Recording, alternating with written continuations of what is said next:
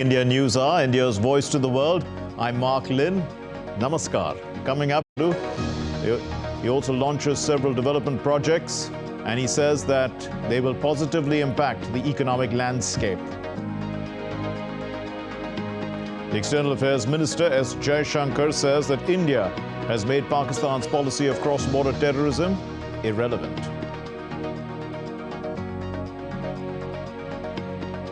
In women's cricket, Australia takes on India in the third and final ODI at Mumbai's Wankhede Stadium. The Australian women have won the toss and they've opted to bat first.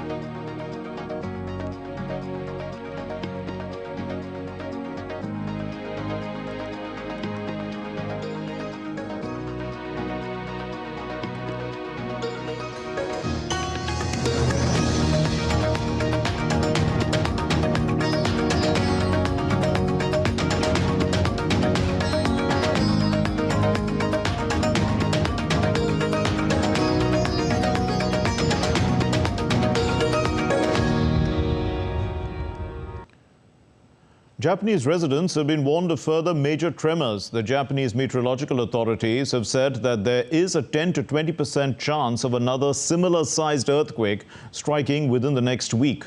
The Noto Peninsula was hit on New Year's Day by an earthquake that had a preliminary magnitude of 7.6.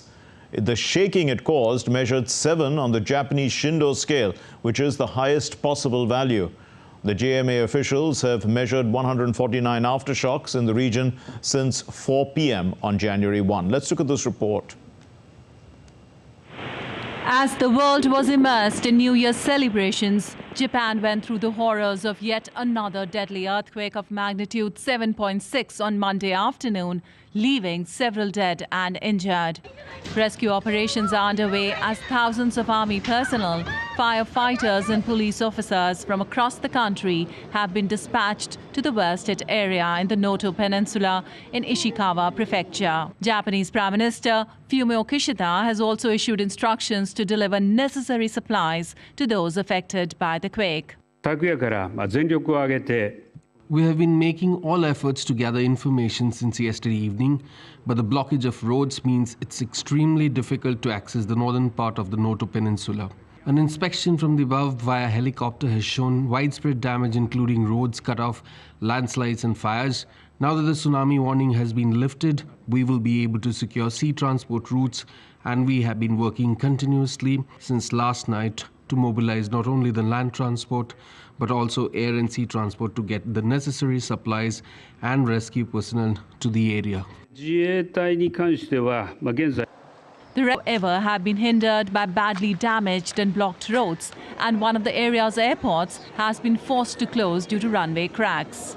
More than 149 aftershocks were also recorded by the Japan Meteorological Agency on Monday, while the agency also warned local residents of possible further quakes during the next few days. From past examples, the likelihood that similar earthquakes will occur following a large earthquake is 10 to 20%. Therefore, please be cautious of earthquakes up to Shindo 7 in areas where powerful tremors took place for up to a week following the January 1st earthquake. In the aftermath of the fatal quake, massive fire broke out in over 100 buildings and houses in Ishikawa Prefecture's Wajima city. This also resulted in suspension of all bullet train services on the Joitsu and Hokuriku lines throughout Ishikawa Prefecture by East Japan Railway Company. Japan's Western allies like the United States and UK have vowed help to the country in need. In a statement, President Joe Biden and Britain's Prime Minister Rishi Sunak have extended their condolences towards the people affected by the quake. The recent quake also aroused concerns regarding the safety of Japan's nuclear industry. The Nuclear Regulation Authority said no irregularities were found at nuclear plants along the Sea of Japan. Hokuriku Electric's Shika plant, the closest to the epicenter, had already halted its 2 reactors before the quake for regular inspections and saw no impact from the quake. Bureau Report, DD India. Let's get an update now from Chris Gilbert, who joins us from Tokyo with more. Chris, more than 150 aftershocks and fear of another major quake. Are the authorities being pragmatic? Urging people to remain vigilant, of course, about aftershocks. That buildings can be weakened but still stand by an earthquake, like we saw on New Year's Day, but then still fall to a subsequent aftershock. So they are urging vigilance, but there is only so much that they can do with the roads in such bad condition, and the concern and the next danger is not just aftershocks, but rain that is expected to fall on Tuesday evening. As you can see, it's approaching nightfall in Japan at the moment. And so there's now another threat of not just aftershocks, but rain, cold, and landslides. Chris, what's the death count like, and what's being done actually about the injured?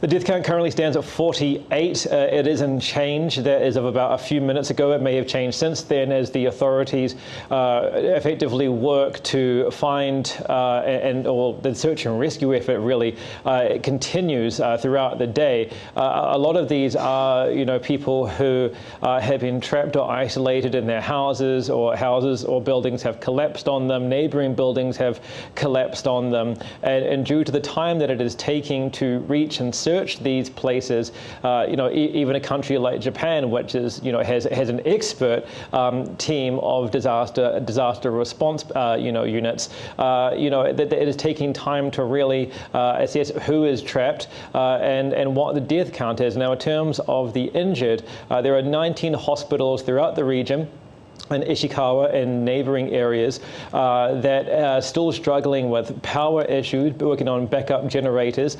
33,000 customers of the grid are still without power. And also there's concerns about their access to running water as well. And so the hospitals are facing issues, and they have been treating a steady stream of people seeking a variety of serious injuries, depending on how people can actually access those hospitals to begin with. Yes, and you have told us about the roads being affected, and so what's the assessment really, the damage to property? Any of the nuclear installations have been hit. What's being done also for those affected in terms of losing property?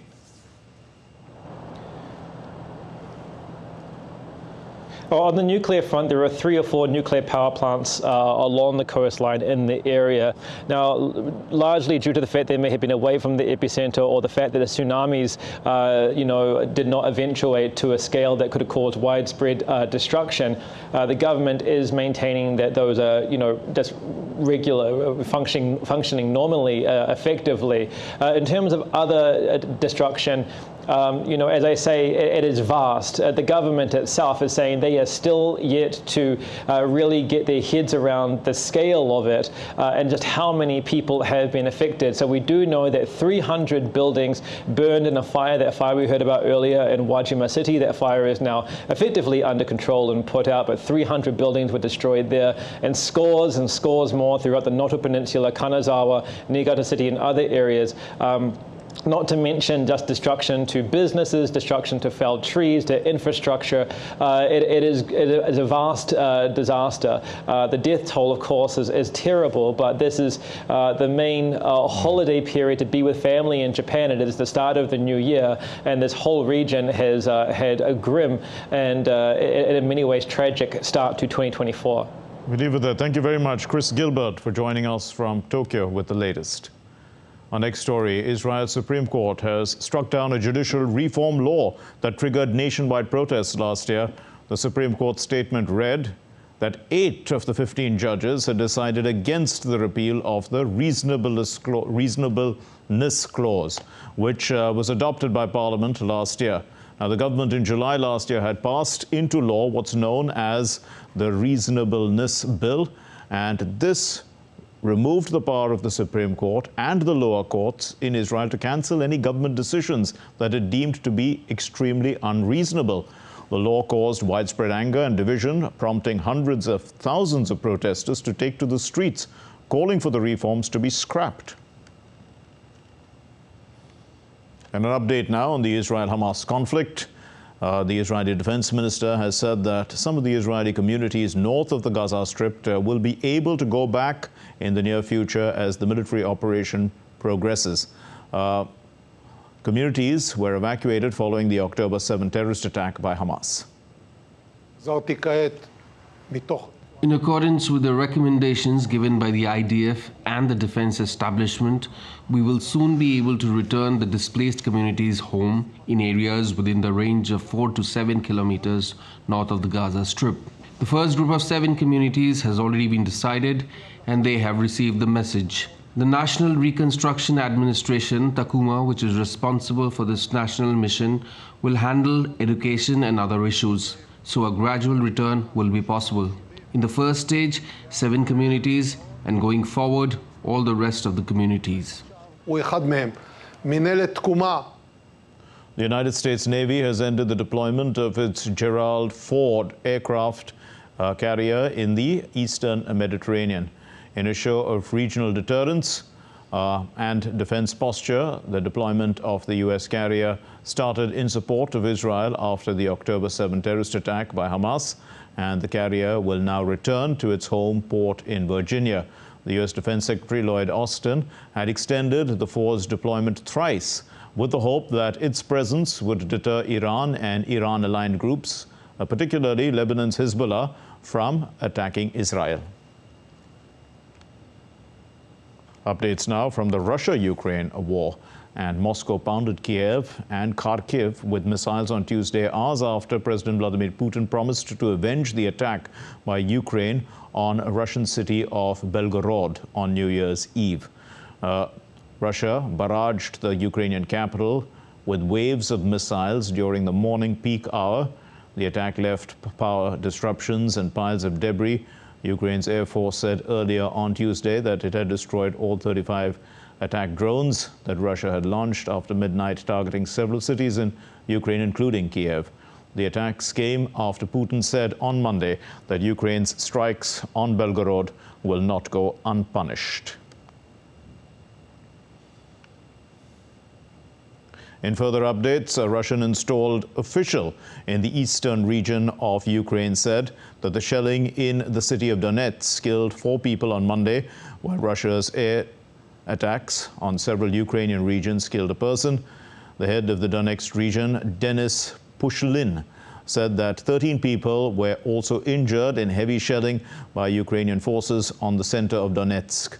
In a statement, the Russian Foreign Ministry called the shelling of Donetsk a terrorist attack and also said that it was aimed at civilian infrastructure.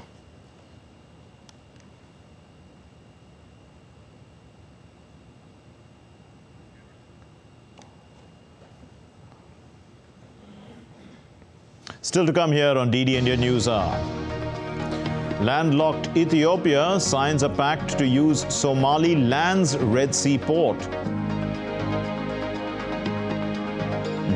Lee Jae-myung, the opposition leader in South Korea, is stabbed in the neck at a press conference. And summer heat and rain hit Australia bad. It's seeing flash floods.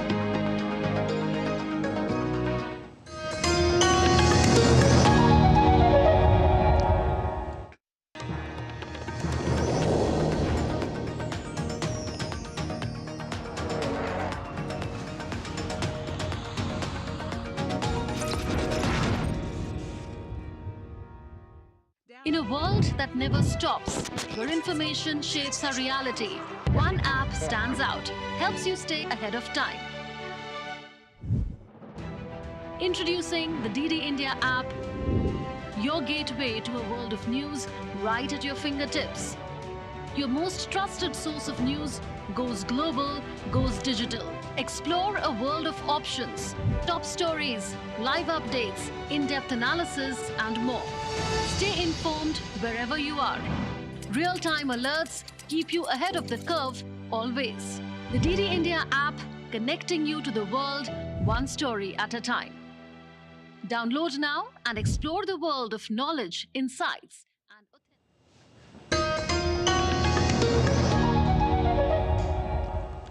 You're watching DD India News Hour. I'm Mark Lynn. Ethiopia has taken the first legal step on the path that could one day enable this landlocked country to use the Red Sea port of Berbera. Landlocked Ethiopia signed an initial agreement with Somalia's breakaway region of Somaliland to use its Red Sea port of Berbera. Prime Minister Abiy Ahmed and Somaliland President Muse Bihi Abdi signed the Memorandum of Understanding in the Ethiopian capital, Addis Ababa. President Bihi Abdi said as part of the agreement, Ethiopia would be the first country to recognize Somaliland as an independent nation in due course. We are very happy and we thank the Ethiopian Prime Minister as we sign the agreement here. We allow them 12.4 miles of our sea and they will also recognize us as an independent state. They will become the first state to recognize Somaliland after the signing of this MOU. Prime Minister of Ethiopia, Abiy Ahmed, said the agreement paves the way to allow Ethiopia to have commercial marine operations in the region by giving it access to a leased military base on the Red Sea. This will be the starting point of our cooperation with the brotherly people of Somaliland to grow and develop together in cooperation and to ensure our common security. As we have repeatedly stated previously, we do not wish to use force on anyone, rather we will use what we have cooperatively. This is the good news we bring to the people of Ethiopia, Somaliland, and all the peace and development-loving people on this first day of the new year. Somaliland would also receive a stake in state-owned Ethiopian Airlines. Somaliland has not gained widespread international recognition despite declaring autonomy from Somalia in 1991. Somalia says Somaliland is part of its territory. And now Leon Senyanje joins us from Kampala with more on this story. Leon, how much access will Ethiopia have to the sea with this deal?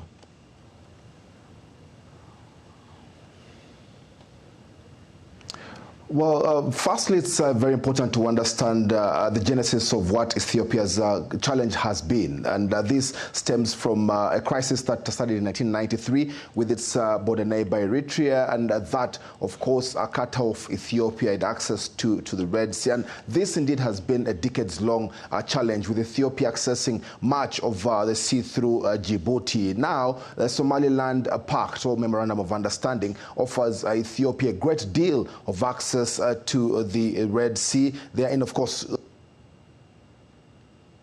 through the port of Berbera, and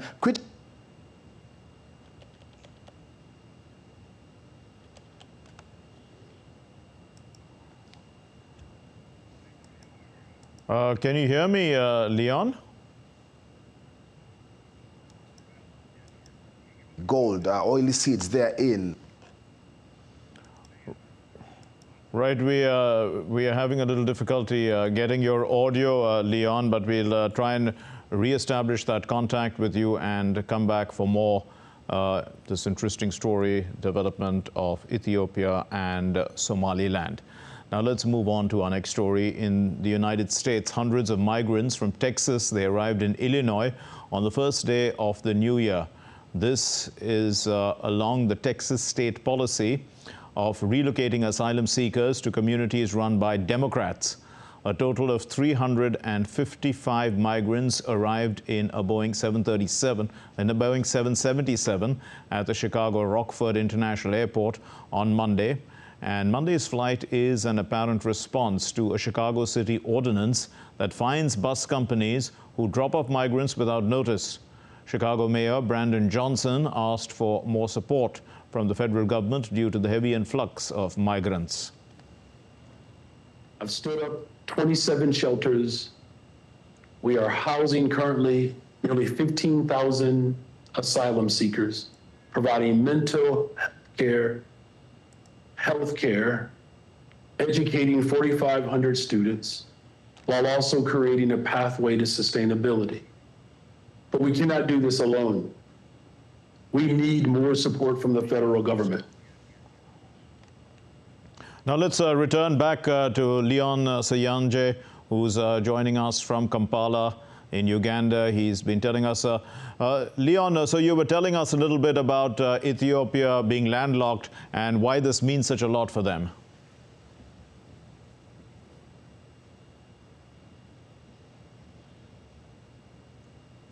It's important to understand the genesis of what this economic crisis has been for Ethiopia, and it's taken a span of about 3 decades therein from the conflict that Ethiopia had with the breakaway of Eritrea in 1993. That, of course, constrained Ethiopia's access to the Red Sea. Much of the goods and trade has been going through the Djibouti port. Now, the opening up of the Somaliland or port of Berbera is giving Ethiopia great access to the Red Sea and much easier access to Europe. Of course, the narrow strip of water of the Red Sea provides access to the Arabian Peninsula, and then, of course, the Suez Canal, and opens up much of the markets with potential for Ethiopia to send coffee, gold, oily seeds, which are the top commodities for Ethiopia therein, to the markets that it can actually access. So it's indeed a historic achievement, like it has been described, and one that many Ethiopian traders, or even still the government itself, will want to make the most of. But does Somalia have any issues with this deal? After all, Somaliland is still recognized by most of the world as part of Somalia.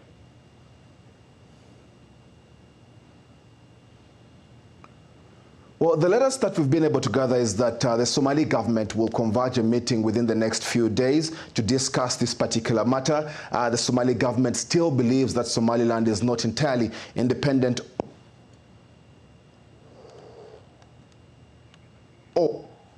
Somalia discussions, or the possibility of resumption of discussions on the political challenges that the two entities are having. So yes, it still remains a big matter on the table, a huge concern for Somalia main, and trying to deal with the relations it has with Ethiopia and Somaliland.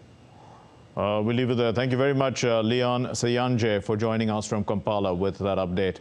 Now, South Korea's opposition leader, the opposition party chief, in fact, Lee Jae-myung, was actually attacked during a visit to the southern port city of Busan.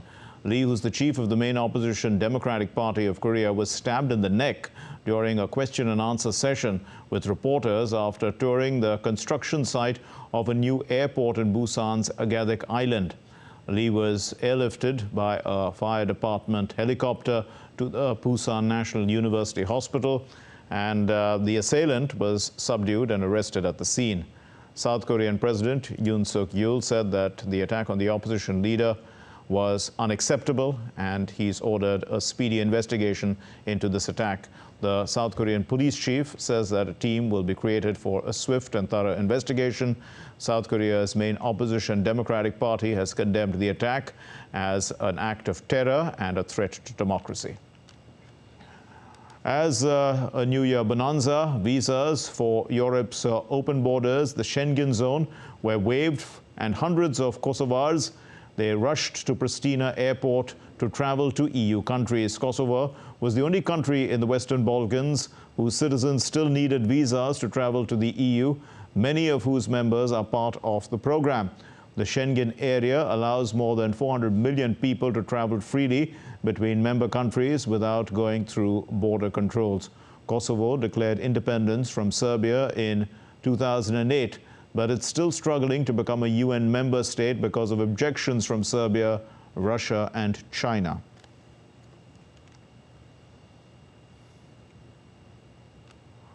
The court recordings database in Australia's Victoria state have been hacked. The database has been hacked, and the Australian court database hack.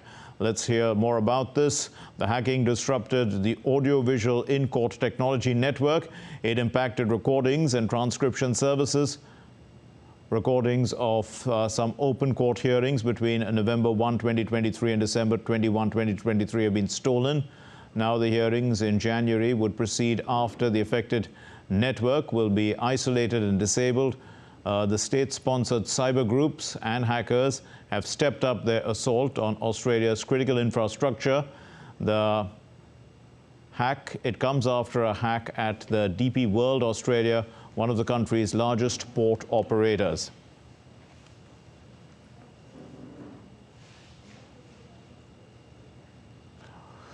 Welcoming new members in the BRICS bloc, the Russian President Vladimir Putin showed commitment to promote all aspects of BRICS partnership in prominent areas. Putin announced that the BRICS summit will take place in Kazan in October of 2024. And he said that Russia is working on the modalities of a new category of BRICS partner country, pointing that 30 countries have shown interest. 200 events have been planned under the Russian presidency. Part of East Australia on Tuesday witnessed flash flooding caused by heavy rains. Authorities urged residents in low-lying areas to consider moving to higher ground as the intense weather system flooded roads, cut off towns and damaged properties.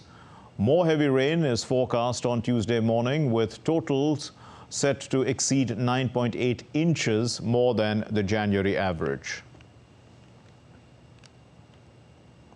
South Korea's east coast was hit by a tsunami in the wake of the 7.6 magnitude earthquake that struck Japan on Monday. An 85-centimeter tsunami was observed at the east coast of Mukho Port in Donghae City.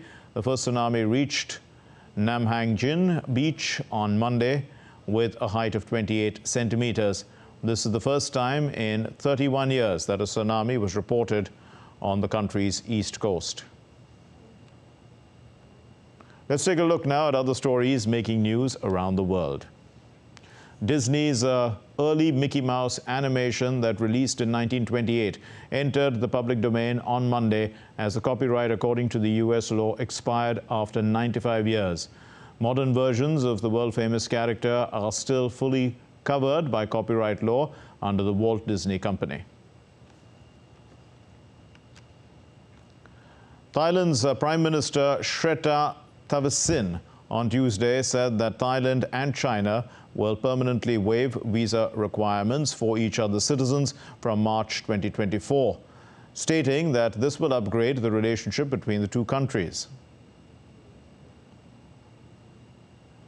China's Beijing and Shanghai saw a business boom during the 3 days leading to the New Year holiday, with overall sales of key shopping malls, supermarkets, restaurants and e-commerce platforms in Beijing hitting about $354.6 million. 35 key commercial areas in Shanghai saw a total guest flow of more than 15 million. A court in Bangladesh on Monday sentenced the Nobel laureate Muhammad Yunus to 6 months imprisonment for allegedly violating labor laws.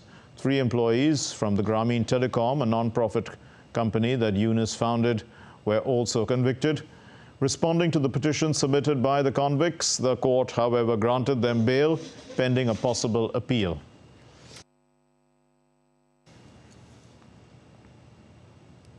Still to come here on DD India News Hour. Prime Minister Narendra Modi to visit Lakshadweep Islands to inaugurate the development projects there. India and the UAE to engage in the first joint military exercise, Desert Cyclone 2024. And over 500 yoga enthusiasts take part in the Sun Salutation in the national capital. Surya Namaskar, as it's called.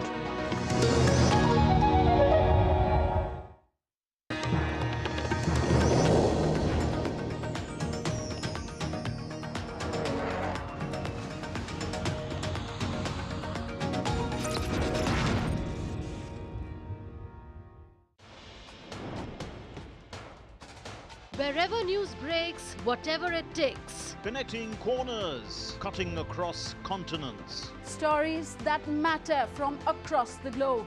Accurate, authentic journalism that serves you right. From politics to glamour, from sports to world affairs, with a fusion of aesthetics and substance. Introducing news in a new avatar. Experience the world through a new lens. Stay tuned to DD India for an exciting journey beyond borders.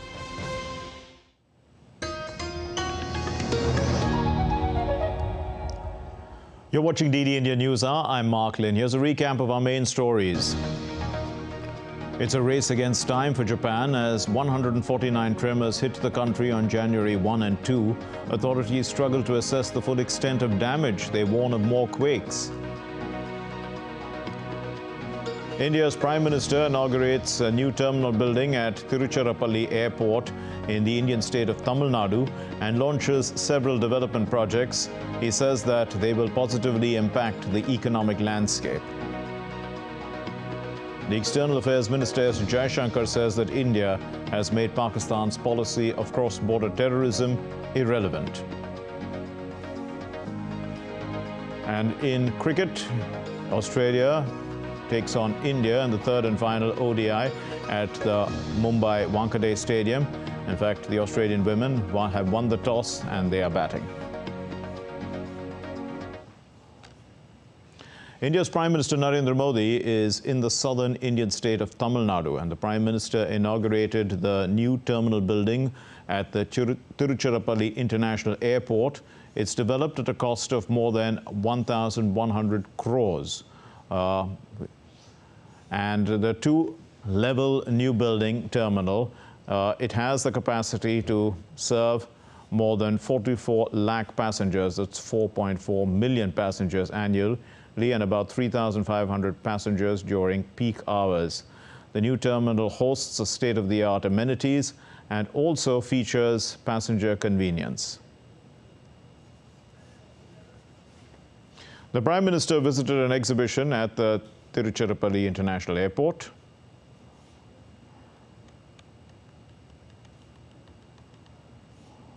Prime Minister Modi said that the new airport terminal building and other connectivity projects launched in the city will positively impact the economic landscape of the region. Sagarmala योजना से आज तमिलनाडु सहित देश के अलग-अलग ports को अच्छी सड़कों से कनेक्ट किया गया जा रहा है। सेंट्रल गवर्नमेंट के प्रयासों से आज भारत की पोर्ट कैपेसिटी और जहाजों के टर्न अराउंड टाइम में बहुत सुधार हुआ है। कामराजार पोर्ट भी आज देश के सबसे तेजी से विकसित होने वाले पोर्ट्स में से एक है। इस पोर्ट की कैपेसिटी को हमारी सरकार लगभग 2 गुना कर चुकी है। अब जनरल कार्गो बर्थ 2 और कैपिटल ड्रेजिंग फेज 5 के उद्घाटन से तमिलनाडु से होने वाले इंपोर्ट एक्सपोर्ट को नई ताकत मिलेगी। विशेष रूप से ये ऑटोमोबाइल सेक्टर में तमिलनाडु की क्षमताओं का विस्तार करेगा। न्यूक्लियर रिएक्टर और गैस पाइपलाइन से भी तमिलनाडु में इंडस्ट्री को रोजगार निर्माण को बल मिलेगा। And earlier, the Prime Minister addressed the 38th convocation ceremony of the Bharatidasan University in Tiruchirappalli. The Prime Minister conferred medals on the students. Addressing the gathering, Prime Minister Modi said that India is setting records in economic growth as the fastest-growing economy, adding that Indian universities too are climbing the global rankings. In the early part of the 20th century, people like Mahatma Gandhi, Pandit Madan Mohan Malaviya, and Sir Annamalai Chettiar started universities. These were hubs of knowledge and nationalism during the freedom struggle. Similarly, one of the factors behind the rise of India today is the rise of our universities. India is setting records in economic growth at the fastest growing major economy. At the same time, our universities are also entering global rankings in record numbers. Prime Minister Modi also noted that India and its civilization have always been centered around knowledge. He added that India's ancient universities like Nalanda and Takshila are well known. Our nation and civilization have always been centered around knowledge. Some of the ancient universities, such as Nalanda and Takshashila, are well known. Similarly, there are references of places like Kanchipuram housing great universities, Gangai Cholpuram and Madurai were also great seats of learning. Students from across the world used to come these places. India's Prime Minister is on a two-day visit to Tamil Nadu, Lakshadweep and Kerala. Kerala's Trichy city witnessed a mega Tiruvathira spectacle. More than 2,000 women joined hands to present a traditional Malayali group dance. It was organized as a precursor to a mega event on the 3rd of January, when Prime Minister Modi will be addressing a women's rally of more than 200,000 women.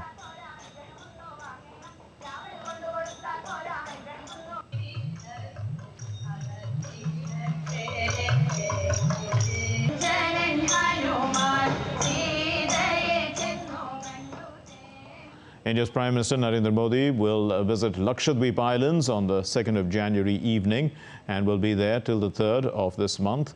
In Lakshadweep, the Prime Minister will inaugurate and dedicate to the nation and also lay a foundation stone of development projects worth $140 million. Dibyendu Mandal is in Lakshadweep Islands. He puts the upcoming visit of the Prime Minister into context. Prime Minister Narendra Modi will be on a two-day visit to the Lakshadweep Islands from 2nd to 3rd January. He will inaugurate several projects and also lay the foundation stone for projects worth $138 million for the development of the island. The Prime Minister, during his visit to the island territory, will inaugurate the Kochi-Lakshadweep optical fiber connection project. This aims to improve the internet connection throughout the island for better digital connectivity. This transformative project will increase the internet speed in the island by 100 times, enabling more faster and stable internet connection for telemedicine consultation, e-governance, digital banking, amongst many other benefits. Not just this, the Prime Minister will also be inaugurating a thermal desalination plant that will be filtering out 1.5 lakh liters of this marine water and provide to the thousands of people living here in this island. This project, in fact, will be under the Jal Jeevan mission, where every household will be getting safe and clean drinking water. Not just this, again, the Prime Minister will also be inaugurating a solar power plant to provide electricity to the thousands of households here at this island who were earlier dependent on diesel gensets for their everyday electricity. The people of the island are extremely happy with the Prime Minister visiting their island in the new year, and many have expressed their happiness over the visit. We are very happy and very proud to come in our Lakshadweep first visit. And, I am very proud to see him in first time. The Prime Minister will also lay foundation stone for the renovation of the primary healthcare centre at the island, while construction of 5 model Anganwadi centres will also be undertaken for the 5 islands of Lakshadweep. These transformative projects will change the face of the island and is also expected to give a boost to the tourism to the island of Lakshadweep. Dibyendu Mandal's report for DD India. The External Affairs Minister Dr. S. Jaishankar, in an interview with the Indian news agency ANI, said that Pakistan's core policy has been to use cross-border terrorism to bring India to the table, adding that India has made that policy irrelevant now.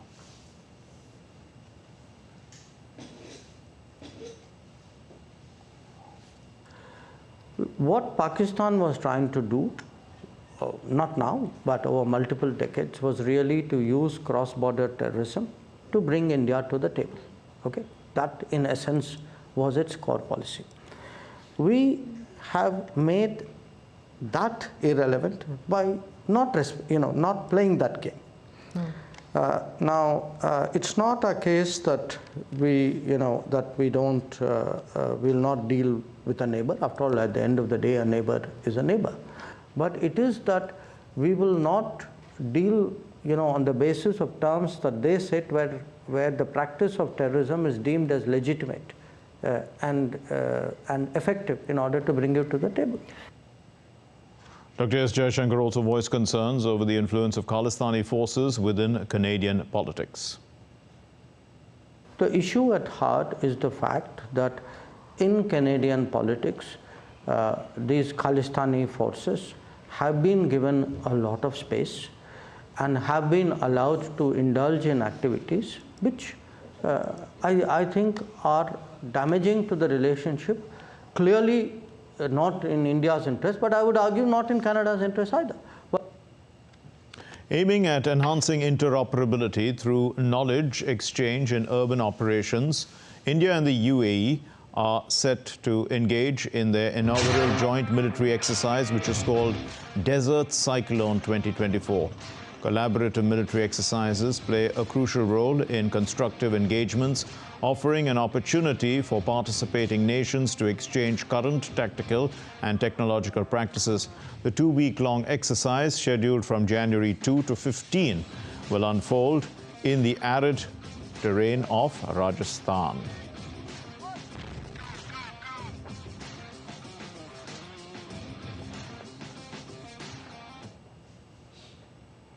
The north of India grapples with intense cold. Many states woke up to severe cold and low visibility on Tuesday. The India Meteorological Department has issued an orange alert for states of Delhi, Punjab, Chandigarh, Haryana, West and East Uttar Pradesh and parts of Rajasthan due to dense fog. Dense to very dense fog is also likely to continue over some parts of the plains of northwest and East India during the next 3 days and gradually decrease thereafter. Temperature in the national capital is expected to plunge in the next few days. Let's take a look at other stories making the news. A record 81.8 million income tax returns have been filed so far in the current financial year in India. This is 9% more than the total income tax returns filed in the last fiscal. According to the Central Board of Direct Taxes, around 75 million income tax returns were filed last year during the same period. The Finance Ministry said that to encourage taxpayers to file their tax returns and forms early, outreaches were made through targeted email, SMS, and other creative campaigns. The Election Commission of India will issue notification for elections to 3 seats of the upper house of the Indian Parliament from Delhi and 1 seat from Sikkim. Nominations will be filed till the 9th of this month and polling will take place on the 19th of January. Sanjay Singh, Sushil Kumar Gupta and Narayan Das Gupta of the Aam Aadmi Party are completing their terms this month, and Hishle Lachungapha of Sikkim Democratic Front is completing his term next month. The supply of essential commodities, including petrol and vegetables, has been affected in India because of an ongoing strike by truck drivers. The supply situation is expected to worsen if the protest continues. Farmers, vegetables and fruit sellers, they bring their stocks daily from the city outskirts and they are finding it hard to actually transport their produce. Some have managed to find a way to deliver their produce, but the supply was reduced to a trickle. In a remarkable display of health and unity, people in India's capital, the national capital, Delhi, have performed the Surya Namaskar at the Moraji Desai National Institute of Yoga on Tuesday morning. This program included performing of 12 steps of Surya Namaskar in a systematic manner. More than 500 yoga enthusiasts took part in the Surya Namaskar event. The active cases of COVID-19 subvariant have increased to 4,565 in India. In the last 24 hours, 573 new cases were reported in the country. 2 deaths have been reported in the past 24 hours. The National Health Authority has reported a record hospital admissions under the centre's flagship health insurance scheme, which is called Ayushman Bharat Pradhan Mantri Jan Arogya Yojana since 2018. As per the report, 59 million hospital admissions have been undertaken at a cost of more than $8 billion under the scheme. The NHA has described the scheme's primary objective as ensuring comprehensive coverage for catastrophic illnesses, reducing out-of-pocket expenditure and improving access to hospitalization care. Currently, the scheme provides 919 health benefit packages covering 1,670 procedures under 26 specialties. Still to come here on DD India News Hour. Hong Kong tycoon Lai pleads not guilty in the landmark security trial. GST collections rise 10% in December 2023. And the Indian men's cricket team is set to stage a fight back. They're taking on South Africa in the second and final test from tomorrow.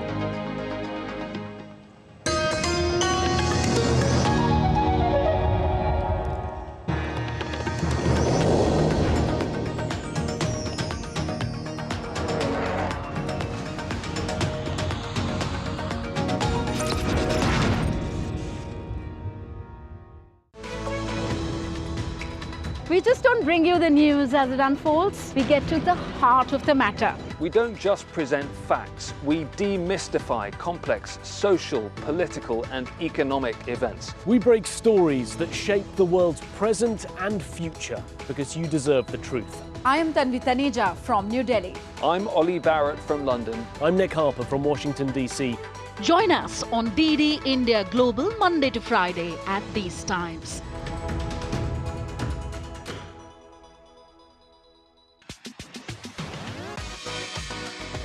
India that invents. India that innovates. India that excites. India that invites. Land of possibility. Teeming with opportunities. Watch India Ideas each Thursday, 8 p.m. only on DD India.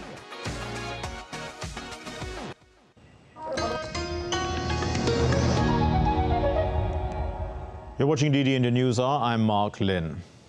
Hong Kong media tycoon Jimmy Lai has pleaded not guilty on all charges leveled against him in a high-profile national security trial.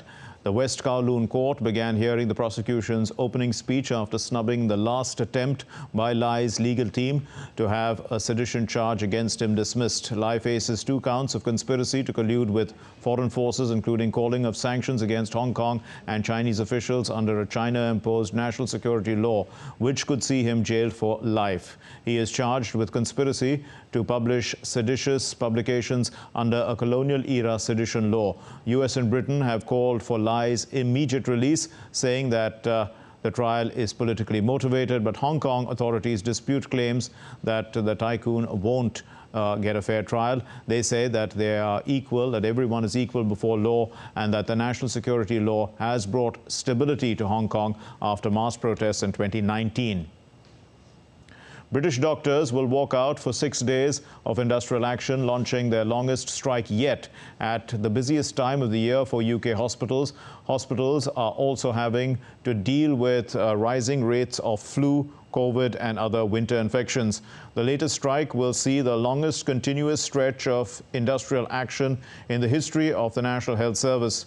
The most recent action by junior doctors, a shorter 3-day walkout before Christmas, saw 88,000 NHS appointments cancelled across England. Doctors are seeking a 35% improvement, which they say is necessary to cover the impact of inflation over the number of years. The Sri Lankan government increased value-added tax rate by 3 percentage points from 15% to 18% effective Monday. Previously exempt items like petroleum and LPG have been brought under the value-added tax ambit, making the move very unpopular amongst the public. The island nation spiraled into an economic crisis in 2022, during which India had provided generous assistance of $4 billion. The IMF had last year approved a financial package to help the economy, while also putting pressure on the government to raise tariffs for utilities and taxes to increase state revenue.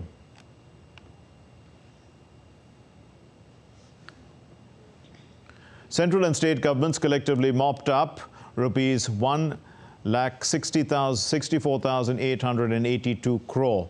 That's equivalent to about 1.65 trillion rupees in goods and services tax, or GST tax revenue in December 2023, a 10.3% jump over the collections raised during the same month a year ago. The centre and states have collected around 1.5 trillion rupees in GST receipts in December 2022. Also, in the recent statement of the Finance Ministry, they've said that in the April-December period of this fiscal, the gross GST collection saw 12% increase compared to a year ago period to 14.97 trillion rupees. You're watching DD India News Hour, and now let's get you all the sports news. And for that, we have with us Deepika. Over to you, Deepika. Thanks and good afternoon, Mark. First, let's get our viewers a quick update from the world of cricket. While suffering a crushing defeat in the first test, the Indian cricket team is now all set to stage a fight back as they take on Team South Africa in the second and final test at the Cape Town on Wednesday. India's batting was tested in Centurion, while bowling also failed to impress. The least they can do now is to level the series. After being down and out in the Centurion test against South Africa, Team India seemed to be leaving no stone unturned to stage a fight back in the second and final test of their series against South Africa, starting Wednesday in Cape Town. India were handed an innings and 32 runs defeat after one of their most stymied performances in a test match in the recent past. India folded inside 3 days in Centurion, managing just 245 and 131 runs across 2 innings. KL Rahul's well-paced 101 in the first innings and Virat Kohli's solid 76 in the second went in vain, as none of the other batters stepped up. India were troubled up by debutant Nandre Berger as he picked up 7 wickets across the 2 innings in Centurion. Marco Jansen also troubled the Indian batters with his pace and bounce at the Supersport Park. The Indian batters struggled to tackle South Africa's pace attack. Yashasvi Jaiswal, Shreyas Iyer and Rohit Sharma all struggled to put up a decent show. Indian bowling also failed to trouble South African batters. The absence of Mohammad Shami, the inexperience of debutant Prasidh Krishna and the part-time quality of medium pacer Sardul Thakur was apparent. India could not put together even decent patches of energy, effort and imagination. Krishna conceded 93 runs in 20 overs while picking a wicket. Jasprit Bumrah was the only bowler who impressed. With the series consisting of only 2 matches, India can at best earn a share of the honours if they win the second test. India's track record in Cape Town does not inspire confidence, as they have never won at the Newlands. In 6 tests, India have lost 4, including the test in their trip to South Africa in 2018 and 2022. Talking about women's cricket now, India is currently taking on Australia in the third and final one-day international at Mumbai's Wankhede Stadium. Team Australia earlier won the toss and decided to bat first. Until the last reports came in, Australia were at 105 for a loss of no wicket. Now, having already conceded the 3-match series with back-to-back defeats, the Indian women's cricket team are vouching to mount a comeback and salvage some pride before the action shifts to T20 series. India earlier lost the opportunity to equalize the series, losing the second ODI by 3 runs. Indian skipper Harmanpreet Kaur has not been at her best with the bat in recent times, and she also had tough time during only the test and first 2 ODIs against Australia. Meanwhile, Richa Ghosh and Jamia Rodrigues have been in good form for Team India. Staying on cricket, following a successful stint with the Afghanistan men's cricket team, former England batter Jonathan Trott's contract as the head coach has been extended for a year. His 18-month tenure came to an end with 2023, but the ACB chose him to keep for 2024 as well. Afghanistan made excellent gains on the field last year that culminated in their performance at the ODI Cricket World Cup, where they beat Pakistan, England, Sri Lanka and the Netherlands. They were also within the reach of victory over the eventual champions Australia until Glenn Maxwell played one of the greatest innings of all time, hitting a double century. In all, Trott, who was first appointed as the head coach of Afghanistan in July 2022, helped the team to win 8 out of 23 ODIs, including a maiden series victory over Bangladesh and 11 out of 26 T20 internationals, including a maiden series victory over Pakistan as well. Moving on to soccer, Spanish female footballer Jenny Hermoso is expected to appear in the court today to give evidence against the former president of country's football association, Luis Rubiales, over an inappropriate conduct during Spain's World Cup victory last summer. In a closed-door session, Hermoso is set to give her version of events that turned the celebrations after the victory in August into a global Me Too campaign. The incident at the medal ceremony following the Spanish women's team World Cup victory in Sydney, Australia, sparked controversy, following which Rubiales was banned from all football-related activities by FIFA, which is the sport's governing international body. So that was a quick wrap from the world of sports. Back to Mark. Thanks a lot, Deepika. And that's all we have in this edition, in fact, of DD India News Hour. Let's know your thoughts on the news of the day. Connect with us on Facebook, X, formerly known as Twitter, and Instagram. We'll be back with more news as it breaks here on DD India. My name is Mark Lin. Deepika's with me. From all of us here in Delhi, thanks very much for watching DD India News Hour. Namaskar.